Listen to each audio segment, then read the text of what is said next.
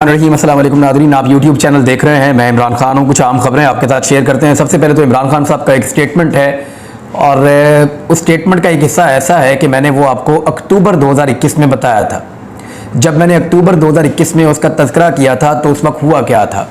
उस वक्त ये हुआ था कि मेरे ऊपर बड़ा सख्त रिएक्शन आया था और मुझे यहाँ तक कुछ दोस्तों ने कहा था कि आप रियासत के साथ खड़े हैं या किसके साथ खड़े हैं। तो मैंने उनसे ये कहा था कि मैं तो पाकिस्तान के साथ खड़ा हूँ और जो बात मैं कह रहा हूँ मैं अपनी इन्फॉर्मेशन के मुताबिक कह रहा हूँ और वो बात मुझे दुरुस्त लगती है। मैं पूरी कन्विक्शन के साथ ये बात कर रहा हूँ, लेकिन उसके बाद काफ़ी दबाव मेरे पे डाला गया। वो वीलॉग मौजूद है, अगर आप चाहें तो आप जाकर देख सकते हैं। उसमें मैंने कहा था 10 ऐसी चीज़ें जिसमें इमरान खान और एस्टेब्लिशमेंट के आपस में या इमरान खान साहब के ऊपर 10 ऐसी चीज़ें जिन पे उन पर दबाव डाला गया है या उनके साथ जो इख्तलाफात पैदा हुए। उनमें उस्मान बुज़दार भी एक चीज़ थे, उसमें कुछ और इशूज़ भी थे। मैंने ये भी कहा था कि इमरान खान पे एक दबाव ये भी था कि इसराइल के मामले में गुंजाइश पैदा की जाए। उन पे दबाव ये भी था कि कश्मीर को भूलकर भारत के साथ ताल्लुकात आगे बढ़ाए जाएं। एक दबाव ये भी था कि अमेरिका के साथ ताल्लुकात को ज़्यादा बेहतर बनाया जाए और चाइना और रशिया के साथ ताल्लुकात को ख़त्म किया जाए। इस किस्म के मुतालबात थे, दीगर और बहुत सारे थे। वो सी पैक को जो है वो डाउन किया जाए। ये कुछ अंदरूनी और कुछ बैरूनी दबाव इमरान खान साहब के ऊपर थे। अब इमरान खान साहब ने एक पोल खोल दिया है, वो मैं इस वीलॉग में आपको बताऊंगा, लेकिन पहले आप ये सुनिए कि 90 रोज में इलेक्शन ना हुए तो हम सड़कों पर होंगे। ये इमरान खान साहब ने स्टेटमेंट दिया है। सहाफियों से मुलाकात की इमरान खान साहब ने जमान पार्क में। उन्होंने गुफ्तगू करते हुए कहा कि 90 रोज के अंदर इलेक्शन ना करवाए गए तो मुल्क में आइन नाम की कोई चीज बाकी नहीं रहेगी, जबकि हम सड़कों पर होंगे। उन्होंने कहा कि जनरल रिटायर कमर जावेद बाजवा हिंदुस्तान से दोस्ती चाहते थे, इसलिए मामला खराब हुए। जनरल बाजवा के खिलाफ एहतसाब फौज के अंदर से होना चाहिए। इमरान खान का कहना था कि अब ये जनरल बाजवा भारत के साथ दोस्ती चाहते थे, इसलिए मामला खराब हुए। यानी मैंने आपसे कहा था ना कि कुछ रीजंस हैं इमरान खान साहब और जनरल बाजवा की दूरी की। एक तो इमरान खान साहब ने जब कहा कि एब्सोल्युटली नॉट, वो बिल्कुल पसंद नहीं आया जनरल बाजवा को, और जनरल बाजवा अमेरिकन कैंप के अंदर ज़्यादा कंफर्टेबल फील करते थे। यानी उन्होंने जनरल बाजवा से कई लोगों ने जो मुलाकातें की, तो मैं आपको बता देता हूँ वो क्या कहा करते थे। वो ये कहते थे कि मैं वेस्टर्न कैंप को ये कहता हूँ या अमेरिकन को, और जब मैं मिलता हूँ मगरबी ममालिक को तो मैं उनको ये कहा करता हूँ कि हम आपकी ज़ुबान भी बोलना जानते हैं, हम पेंट शर्ट भी आपकी तरह कपड़े पहनते हैं, टाई कोट भी आपकी तरह पहनते हैं, हम अपने कल्चर को आपके ज़्यादा करीब रखते हैं, तो आप हमें उन लोगों से क्यों ताल्लुकात बनाने या बढ़ाने देते हैं या मौका देते हैं जिनकी हम ज़ुबान नहीं जानते, जिनकी तरह के हम कपड़े नहीं पहनते, जिनके कल्चर को हम नहीं पहचानते। तो ये इशारा जो है बाजवा साहब का चाइना की तरफ, रशियंस की तरफ होता था, जिनकी ज़बानें हम नहीं जानते तो हम उनके कैंप में क्यों जाएं। हमें तो उस कैंप में जाना चाहिए जिनकी ज़बान हम जानते हैं, यानी अंग्रेज़ी हम अपने स्कूलों में पढ़ाते हैं, यूनिफॉर्म उनकी तरह का पहनते हैं। तो ये जनरल बाजवा साहब का एक तरीकाकार था। चाइनीज़ को भी वो इसी तरह बातें करते थे। तो बाजवा साहब खुद भी ये कह सकते हैं कि वो सबको गोलियाँ फिट करते थे, यानी जिसको भी मिलते थे उसी के हो जाते थे। जिसको मिलते थे उसको ऐसी कहानी फिट करते थे कि मेरे से बेहतर आदमी कोई नहीं है और मेरे से ज़्यादा आपको किसी और से फ़ायदा नहीं होगा। तो बाजवा साहब का ये तरीका वारदात था। इसकी वजह से पाकिस्तान को नुकसान भी हुआ।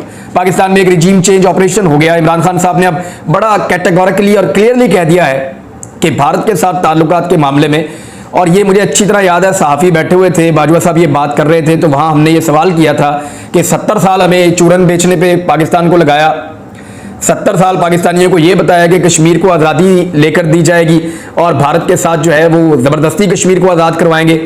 अब बाजवा साहब आप ये चाहते हैं कि जाकर पब्लिक को ये बताया जाए कि जनाब जो ताल्लुकात हैं वो भारत के साथ बेहतर होने चाहिए और कश्मीर को अभी पीछे रख लें, पहले ताल्लुकात को नॉर्मलाइज कर लें, पहले तिजारत करें, आगे बढ़ें, आहिस्ता आहिस्ता कश्मीर वाला मामला आ जाएगा। देखिए एक फार्मूला तो है ये, बहुत सारे लोग ये सोचते हैं, बाजवा साहब अकेले नहीं हैं, बहुत सारे लोग ये सोचते हैं और उनकी ये सोच है कि भारत के साथ ताल्लुकात को बेहतर करने के बाद कश्मीर का कोई हल निकलेगा। लेकिन पाकिस्तान में ज़्यादा लोग ये सोचते हैं और पाकिस्तान की गवर्नमेंट की पॉलिसी ये रही है कि पहले कश्मीर पे बात होगी फिर बाकी चीज़ों के ऊपर बात होगी। बहरहाल इमरान खान साहब ने ये कह दिया कि जनरल बाजवा हिंदुस्तान से दोस्ती चाहते थे, इसलिए मामला खराब हुए। जनरल बाजवा के खिलाफ एहतसाब फौज के अंदर से होना चाहिए। इमरान खान ने एक और बात बड़ी क्लियर की। उन्होंने कहा डॉक्टर आरिफ अलवी जो सदर पाकिस्तान है वो इस वक्त पाकिस्तान तहरीक इंसाफ और एस्टेब्लिशमेंट के दरमियान किसी किस्म का कोई किरदार अदा नहीं कर रहे। जबकि शाह महमूद कुरैशी साहब जो है वो दीगर जमातों के साथ अब मुज़ाकरात कर रहे हैं, उनको ये टास्क दिया गया है। और मेरी इत्तला के मुताबिक एक वफ्द गया है, जमात इस्लामी से पहले मुज़ाकरात किए गए हैं, दीगर जमातों से भी पाकिस्तान तहरीक इंसाफ बातचीत करेगी। जमातों के साथ जब बातचीत होगी तो फिर कंसेंसस पैदा होगा। पाकिस्तान में जिस किस्म की महंगाई है, जिस किस्म के हालात इस हुकूमत ने पैदा कर दिए हैं, जिस किस्म का आईनी बहरान इस हुकूमत ने पैदा कर दिया, तो उसके बाद बाकी जमातों को एतमाद में लेना चाहिए पाकिस्तान तहरीक इंसाफ को, ताकि ज़्यादा मौसर तरीके से आवाज़ उठाई जा सके। उन्होंने कहा पार्टी के किसी भी रुकन के दीगर जमातों और सियासी शख्सियात से मिलने पर कोई पाबंदी नहीं है। एक सवाल के जवाब में इमरान खान ने कहा कि सुप्रीम कोर्ट ने पहले 100 मोटो के जरिए, जब पहले 100 मोटो लिया था तो उसके जरिए असम्बली बहाल कर दी थी, जो इमरान खान साहब ने तहलील कर दी थी, और उसके नतीजे में शहबाज शरीफ साहब की हुकूमत बन गई थी। तो उन्होंने कहा उस वक्त 100 मोटो ठीक था। अब सुप्रीम कोर्ट ने इलेक्शन के लिए 100 मोटो लिया है, तो ये लोग सुप्रीम कोर्ट के पीछे पड़ गए हैं। किस कानून के तहत तोड़ी गई पंजाब और केपी असम्बलियां बहाल हो सकती हैं? सवाल पूछा गया कि क्या खैबर पख्तूनख्वा असम्बलियां बहाल हो सकती हैं? तो इमरान खान साहब ने कहा किस कानून के तहत? कोई कानून मौजूद ही नहीं है जिसमें असम्बलियां वापस बहाल हो जाए। जो असम्बलियां तहलील हो गई हैं, अब वहां पे इलेक्शन ही हो सकता है। इमरान खान का कहना था कि निगरान वज़ीर आला पंजाब मोहसिन नकवी और आईजी पंजाब जराइम पेशा अफराद हैं। मेरी गैर मौजूदगी में मेरे घर पर हमला किया गया, इनके खिलाफ अदालत में केस दर्ज करवाने जा रहा हूं। ऑलरेडी इमरान खान साहब ने इस मामले को आगे बढ़ाया हुआ, उनके वकील इसके ऊपर काम कर रहे हैं। लेट्स सी इसमें क्या होता है केस के अंदर। लेकिन जो सुप्रीम कोर्ट ऑफ पाकिस्तान के अंदर एक मामला पेंडिंग है, वहां पे सूरत हाल बहुत अजीब हो गई है। पीडीएम की तमाम जमातों ने, जो हुकूमत के इत्तेहादी हैं, उन सब ने आपस में मुज़ाकरात किए हैं और सारे इकट्ठे होकर बैठे हैं। नवाज शरीफ को भी लिया गया ऑनलाइन, ये वीडियो लिंक के जरिए नवाज शरीफ साहब इस मुलाकात के अंदर शरीक हुए, और पीपल्स पार्टी के साबिक जो सदर हैं आसिफ अली जरदारी साहब वो भी, बिलावल जरदारी वो भी, और JUI फजल रहमान साहब, चौधरी सालक हुसैन जो काफ लीग से हैं, मरियम नवाज भी शामिल थी, MKM के खालिद मकबूल सिद्दीकी भी शामिल थे, और नवाज शरीफ भी वीडियो लिंक के जरिए से इस इजलास के अंदर शामिल थे। शाहिद खान अब्बासी और वफाकी वज़ीर कानून सेनेटर आजम नज़ीर तारड़, अता तारड़ और दीगर रहनुमा वगैरह भी इसके अंदर जो है वो शरीक हुए इस इजलास के अंदर। अब इस अहम इजलास में जो चीज़ें तय पाई वो मैं आपको बता देता हूँ। एक अंदरूनी कहानी है पूरे इजलास की, वो आपके साथ शेयर कर देता हूँ।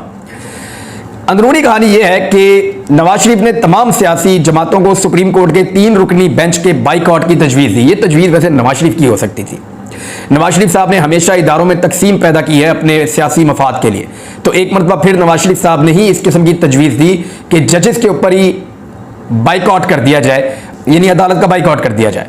और हुआ ये कि पीडीएम और इत्तेहादी जमातों के सरबराहों की अक्सरियत ने फुल कोर्ट ना बनाने की सूरत में सुप्रीम कोर्ट के बेंच के बाइकआउट का फिर मशवरा कबूल कर लिया, और यह मशवरा मान लिया गया। और उसके बाद सुप्रीम कोर्ट के 3 रुकनी बेंच से हमें इंसाफ की कोई तवक्को नहीं, ये भी कहा गया, क्योंकि 3 रुकनी बेंच आपको इंतखाबात में ले जा सकता है, और इंतखाबात को आप नाइंसाफी समझते हैं। यानी पाकिस्तान की कौम को इंसाफ मिलेगा तो वो ये होगा कि 90 रोज के अंदर इलेक्शन हो जाएं, लेकिन वो इंसाफ आप समझते हैं कि आपके लिए नाइंसाफी है, क्योंकि अभी आप इलेक्शन जीत नहीं सकते। मैं कुछ डाटा आपके साथ शेयर करता हूं, ये बड़ा इंटरेस्टिंग है। तो हालात जो हैं उसके ऊपर सर्वे आ रहे हैं, और जो पंजाब इलेक्शन है उसका सर्वे क्या बताता है जरा आप सुने, आप हैरान हो जाएंगे। उसमें जो रावलपिंडी डिवीजन की जो नशिस्तें हैं उनके हवाले से जो सर्वे है जरा वो देख लें। इसमें अटक में 5 सीटें हैं, रावलपिंडी में 15 हैं, चकवाल में 4 हैं, जेलम में 3 हैं। इनमें से मुस्लिम लीग नून सिर्फ 1 सीट जीत रही है। ये हालात हो गए मुस्लिम लीग नून के टोटल जो नशिस्तें हैं उनमें से सिर्फ 1 सीट मुस्लिम लीग नून जीत रही है। 27 में से एक सीट पाकिस्तान पीपल्स पार्टी के इम्कानात है कि वो एक सूबाई असम्बली की नशिस्त जीत जाए। एक नशिस्त कोई आज़ाद उम्मीदवार के जीतने के इम्कानात हैं, जबकि 24 सीटों के ऊपर पाकिस्तान तहरीक इंसाफ को वाज़े बरतरी हासिल है। इसी तरह से जो बाकी सर्वेज आए हैं, मिसाल के तौर पे जो सरगोदा डिवीजन का सर्वे है उसमें 21 नशिस्तें हैं, 21 में से 17 पाकिस्तान तहरीक इंसाफ जीत रही है, 3 मुस्लिम लीग नून जीत रही है, पीपल्स पार्टी कोई नहीं जीत रही। एक नशिस्त के ऊपर आज़ाद उम्मीदवार आगे है। ये जी सरगोदा डिवीजन का आप नतीजा देख लें। अब गुजरांवाला और गुजरात डिवीजन के अंदर 44 सीटें हैं, 44। अच्छा, यहां पे जो है वो 31 सीटों के ऊपर पाकिस्तान तहरीक इंसाफ की वाज़े बरतरी है, वो जीत रहे हैं। PMLN 13 नशिस्तों के ऊपर जीत रही है, गुजरात और गुजरांवाला ये सबसे मजबूत डिवीजन हुआ करता था पीएमएलएन का। तो यहां पे सिर्फ 13 नशिस्तों के ऊपर पीएमएलएन जीत रही है, पीपल्स पार्टी कोई नहीं, आजाद उम्मीदवार कोई नहीं और दीगर भी कोई नहीं। तो ये हालात हैं यहां पे। इसके बाद आप आ जाएं जो पंजाब के टोटल इलेक्शन के अंदर सूरत क्या है। तो जो टोटल नशिस्तें हैं पंजाब में, उसमें से 220 से ज्यादा सीटें पाकिस्तान तहरीक इंसाफ जीत रही है, 50 से कुछ ज्यादा सीटें पीएमएलएन जीत रही है, यानी पूरी तरह दफन हो गई पीएमएलएन। इतनी बुरी हालत तो इनकी कभी भी नहीं थी जो इस वक्त सर्वेस के मुताबिक आ रही है। और ये रिपब्लिक पॉलिसी.com का ये सर्वे है और ये थिंक टैंक है जिन्होंने ये सर्वे जारी किया है। पीपल्स पार्टी के बारे में ये है कि वो 6 से 7 सीटें जीत सकते हैं, जबकि आजाद उम्मीदवार 15 से 16 सीटों के दरमियान या 15, 16, 17 सीटें वो जीत सकते हैं, जबकि जो दीगर उम्मीदवार हैं वो 6 सीटें जीत सकते हैं। यानी पाकिस्तान तहरीक इंसाफ की जो कामयाबी है उसका रेशो 75% से भी ज्यादा है पंजाब पूरे के अंदर। जनूबी पंजाब ले लें, सेंट्रल पंजाब ले लें या आप अपर पंजाब ले लें, तो इस सूरत हाल में फिर इलेक्शन तो नाइंसाफी लगेगा पीएमएलएन को और बाकी इत्तेहादी जमातों को, तो वो इलेक्शन से भाग रहे हैं। एक तजवीज ये भी है कि कुछ भी करके इलेक्शन का बाइकआउट ही कर दिया जाए, यानी इलेक्शन लड़ने से ही इनकार कर दिया जाए। जैसे अदालत का बाइकआउट कर रहे हैं, अगर फिर भी इलेक्शन में जाना पड़े तो फिर इलेक्शन का ही बाइकआउट कर दिया जाए, पीएमएलएन इलेक्शन लड़े ही ना। अगर इतनी बुरी हालत में इलेक्शन लड़ना है और हालत इतनी पतली होनी है तो क्या फायदा इलेक्शन लड़ने का। पीएमएलएन हो सकता है कि इलेक्शन लड़े ही ना। इसके बारे में बड़ी संजीदगी से पीएमएलएन के हलके आजकल गौर कर रहे हैं। पाकिस्तान तहरीक इंसाफ का मैंने आपको पहले बताया कि दीगर जमातों के साथ राब्तों का आगाज हो गया है, जबकि इलेक्शन की सूरत में पीपल्स पार्टी ने अपनी जो सेकंड टियर की क़यादत है उसको ये इजाजत दे दी है कि वो अब पीएमएलएन के ऊपर जो है वो अटैक शुरू कर दें। जो पीपल्स पार्टी की दूसरे दर्जे की क़यादत है, एमएनएज हैं मुख्तलिफ या मुख्तलिफ अरकान हैं, वो अब आहिस्ता आहिस्ता पीएमएलएन पे तनकीद करना शुरू हो गए हैं। मंदुखेल साहब ने अभी हाल ही में आड़े हाथों लिया है मरियम नवाज को, राना सनाउल्लाह को और इसाक डार को, और इनको फेलियर करार दिया है और इन्हें यह कहा है कि इन लोगों की वजह से बहुत नुकसान हो रहा है इत्तेहादी हुकूमत को। राना सनाउल्लाह से वजारत दाखिला और इसाक डार से वजारत खजाना बिल्कुल नहीं संभाली जा रही। मरियम नवाज साहिबा हुकूमत की तमाम बुरी चीज़ों को डिसोन कर देती हैं और वो ये कहती हैं कि हम हुकूमत के अंदर हैं ही नहीं।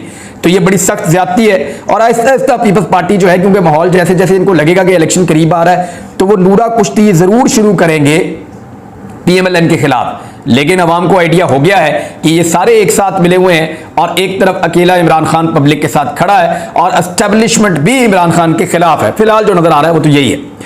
वकला की तहरीक इस वक्त बहुत इंपॉर्टेंट शक्ल इख्तियार करती जा रही है। बज़ाहिर खामोशी दिखाई दे रही है, लेकिन ये एक तूफान का पेशखैमा साबित हो सकती है। जब इफ्तिखार चौधरी साहब को निकाला गया तो डिक्टेटर परवेज मुशर्रफ थे पाकिस्तान में, और यहाँ पे जो रजीम था वो बड़ी सख्ती से चीज़ों को कुचलना चाह रहा था, लेकिन आज की सख्ती के मुकाबले में वो सख्ती कुछ भी नहीं थी। पिछले 11 महीने, एक साल के अंदर जो कुछ पाकिस्तान में हुआ है उसकी पाकिस्तान की तारीख में कोई मिसाल नहीं मिलती। खासतौर पे जमहूरी हुकूमतों में तो इस तरह सोचा भी नहीं जा सकता जो इस वक्त पाकिस्तान में हो रहा है, बदकिस्मती से। इसके ऊपर पूरी दुनिया में आवाज उठाई जा रही है। वकला तहरीक पे मैं बाद में बात करूंगा, लेकिन ये एक और खबर है कि पीडीएम के हाथों जो इंसानी हुकूक की खिलाफ वर्जियां हो रही हैं, बदतरीन पामालियां हो रही हैं, उनको लेकर इससे पहले अमेरिका में डॉक्टर्स ने एक बड़ा एहतजाज किया था और उसके ऊपर बाकायदा उन्होंने सर्कुलेशन भी जारी की थी, उन्होंने हर तरफ इसको बताया भी था, तमाम लेटर्स भी लिखे थे। और अब ये हुआ है कि आइन जमहूरियत के कत्लेआम की मजम्मत का मामला, पीडीएम की बदअमालियों की तफसीलात दुनिया में ताकत के ईवानों में गूंजने लगी। ये अब्बास शब्बीर साहब ने ट्वीट करते हुए बताया है, नीचे वो लेटर भी है जो साथ में उन्होंने ट्वीट किया है। डॉक्टर्स के बाद अमेरिका में अब ताजिर और वकला भी पीडीएम सरकार की वहशत और बर्बरियत के खिलाफ मैदान में आ गए हैं। ये आप देख सकते हैं, एक और लेटर मौजूद है। इस तरह आहिस्ता आहिस्ता पूरी दुनिया के अंदर अब आवाजें उठाई जा रही हैं इंसानी हुकूक की खिलाफ वर्जियों में। ये जो गुज़िश्ता एक साल गुजरा ना, इसमें पाकिस्तान ने इंडिया को भी पीछे छोड़ दिया है। इंडिया की 51 या 54 सफ़ात की एक रिपोर्ट आई है, जबकि पाकिस्तान की 77 सफ़ात की एक रिपोर्ट आई है। यहां से आप अंदाजा करें कि पाकिस्तान के अंदर इंसानी हुकूक की खिलाफ वर्जियां और पामालियां ज्यादा हो रही हैं बदकिस्मती से। नाज़रीन, अगले वीलॉग में आपको मैं कुछ और चीजें बताऊंगा, खासतौर पे आटे की तकसीम के अंदर जिस किस्म के मामला हो रहे हैं, निगरान हुकूमत पंजाब का रवैया क्या है, खैबर पख्तूनख्वा के अंदर दोबारा लड़ाई लग गई है, IMF के साथ जो नई शराइत हैं उनके बाद पाकिस्तान की हालत क्या होगी, पाकिस्तान में रिकॉर्ड तोड़ महंगाई अब किस लेवल पे पहुंच गई है और इन तमाम चीजों का हल क्या है, पाकिस्तान की सियासत किस तरफ जाएगी, अगले वीलॉग में। अब तक के लिए इतना ही, अपना ख्याल रखिएगा, अपने चैनल का भी